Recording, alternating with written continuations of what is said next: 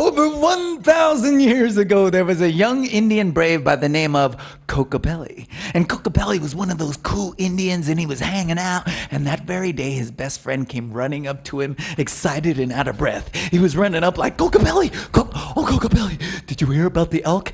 Kokopelli's like, no, what elk? Oh, my grandpa, he just got done telling me about this one elk that lives so deep in the forest that nobody's ever seen the elk before. So what? Said Kokopelli. There's a lot of elk that live in the forest. Who cares? No, Kokopelli, you don't understand. My grandpa says the first person that sees this elk, they're gonna get the gift of magic. Are you serious? Said Kokopelli. His friend said, that's when Kokopelli got the idea. That very night, Kokopelli went to bed very early because the very next morning he woke up early. So early, in fact, that nobody in his teepee was awake yet, so he very quietly put on his moccasins, and once he tiptoed over his mom and his brother and his sister, he snuck out of the teepee and started running through the camp. And once he was out of the camp, he ran over the hill and around the next hill, and once he finally got to where he was going to be, he found himself standing in front of the forest. He looked back at the camp, but Kokopelli decided to enter into the forest. He walked deeper and deeper into the forest. He was looking for that elk. He walked deeper and deeper into the forest looking for any signs of the elk, but he saw nothing. So he walked deeper and deeper. The sun had crossed the sky, and before Kokopelli knew it, he stopped because he realized it's gonna be dark soon. I better go back. There's no elk in this forest. Besides, I don't want to be alone out here when it's dark. That would be scary. I'm gonna go. Oh. Hey, wait a minute. I came into my. But I'm gonna take him. Oh no. Kokopelli sat down on a log to think about what he was gonna do. And when he was sitting there, you guys, that's when he heard the sound.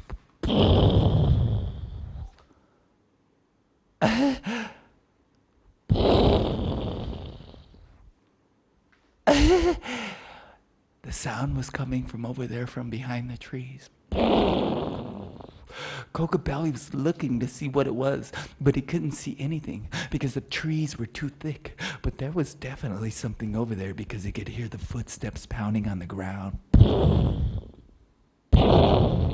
He could hear branches breaking off the trees. Whatever it was coming in Kokopelli's direction. And Kokopelli was thinking, I better hide. Kokopelli ducked behind a tree. He looked from behind the tree, and over from where the sound was coming, he could see these huge pair of antlers. Then the head of the mightiest elk Kokopelli has ever seen. Kokopelli saw how big it was, and he said, oh my God! The elk started looking through the forest. Suddenly he spotted Kokopelli, and he began to walk right for him. Kokopelli ducked down thinking, he sees me! I gotta get out of here. The footsteps grew louder and louder. Kokopelli, I gotta get out of here. Kokopelli was about to take off and run for his life. And that's when he froze. He didn't move a muscle because the footsteps had stopped, but now he hears breathing right above his head. But the breathing stopped, and Kokopelli heard a deep voice say, you stand up. Now! There was that elk staring Kokopelli right in the face. He looks down into Kokopelli's eyes and he says, who are you? Mama! Mama! Oh no! My name is Kokopelli. You say you're Kokopelli? I don't believe you. You cannot be Kokopelli. Because I was told Kokopelli is an Indian that is 10 feet tall and would come into my forest to challenge me for my gift of magic. You're too small to be Kokopelli. You could never handle my challenge. You better go home, little Indian, to your mommy. The elk started to walk away, and Kokopelli was left standing there. He didn't know what to do. The elk was walking away. He had to do something, so he built up his courage, and he yelled at that elk, "Hey, elk!" The elk stops. Kokopelli said, your challenge? What is that anyway? Oh, you're interested in my challenge. Oh, it's real easy, little Indian. All you have to do is jump on my back. If you can jump on my back, you win the challenge. Would you like to try the challenge, little Indian? Good. Well, then let the challenge begin. Well, the elk backs up, and he lowers those antlers and points them right at Kokopelli. And Kokopelli was looking at that elk thinking, oh boy, I have to jump on his back and get the gift of magic.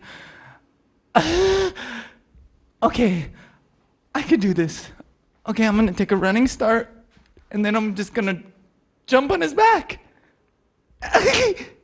Okay, concentrate. 1, 2, 3. He starts running towards the elk.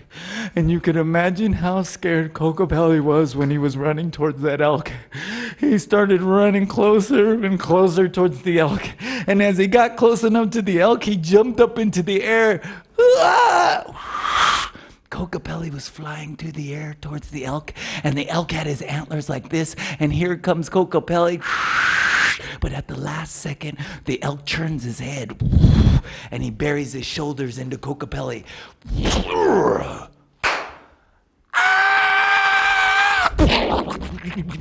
Kokopelli runs right against a tree. The elk on the other end is laughing his head off. You have failed, little Indian. I knew you were not the great Kokopelli. Stop wasting my time. Kokopelli was getting up off the ground. What do you do? I got a tree, so I just a dumb tree. But hey, wait a minute! I want one more chance. Don't leave. Oh, really?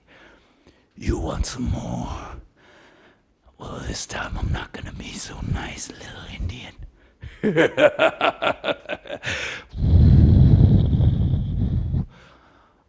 Oh boy. Okay, I gotta do something different. I don't want to land up against that tree again. Wait. Hey, wait a minute. Kokopelli got an idea. That's it. That could work. Kokopelli counts off again. 1, 2, 3. He takes off running. This time, as Kokopelli started running towards the elk, he knew he had to run faster than he had ever run in his whole life. So he started running so fast, all he could hear in his head was his heartbeat.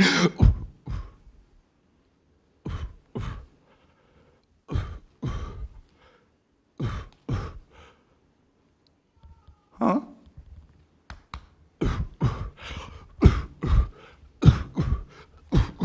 This time, instead of jumping up into the air, Kokopelli slides down to the ground, slides right in front of the elk because the elk had his feet like this, and Kokopelli slides right between his legs, right behind the elk. The elk churned with his antlers, and as Kokopelli was standing up like this, the elk grabbed a hold of him, picked him up in his antlers, started swinging Kokopelli about, and Kokopelli knew he was in trouble. He was trying to stay calm though. The elk swishes Kokopelli into the air. Up goes Kokopelli and lands right into the top of that tree. He starts falling down that tree, hitting every branch.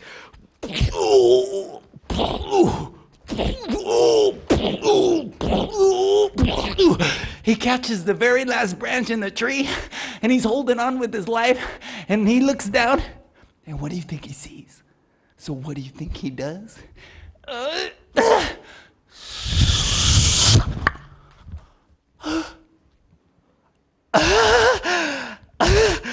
What? This cannot be. The elk's muscles flinch, and the elk starts to churn and starts to run. And Kokopelli, almost falling off the elk's back, grabs a hold and holds on for his life because the elk starts to run faster and faster. So fast with those big legs. Kokopelli was holding on to the elk. The elk ran through the trees and started to head up towards the top of the mountain. And once the elk's feet reached the top of the mountain, they were moving so fast that the elk's feet jumped into the air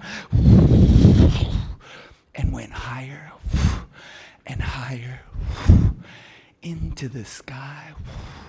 That elk was running with Kokopelli on his back. The elk ran all the way to where the clouds were, and when the elk finally reached those white clouds, he started to slow down and finally stopped. The elk turned and said, You can get down now, Kokopelli. Huh? Get down. Okay. Kokopelli jumps off the elk's back. What? Huh? He lands on the white fluffy clouds. Whoa. That's when the elk turned and said, Your gift of magic is here in the clouds. If you want the gift, it is yours to take, Kokopelli. Kokopelli put his hands into the clouds. He started feeling around. And as he was feeling in the clouds, that's where he felt the magical gift. Wow. He pulled out a beautiful flute. He goes to put that flute to his lips, and the elk said, Wait a minute. You must know that this is a very special flute. It has a powerful magic which is called elk medicine. Do you know what elk medicine is, Kokopelli? Elk medicine is what every person needs inside them so they can love music. Without the elk medicine inside, people cannot love music. So you must go with the magical flute and give the elk medicine to every single person so they all can love music. Kokopelli nodded his head, and he put the flute back up to his lips, and he began to play the flute.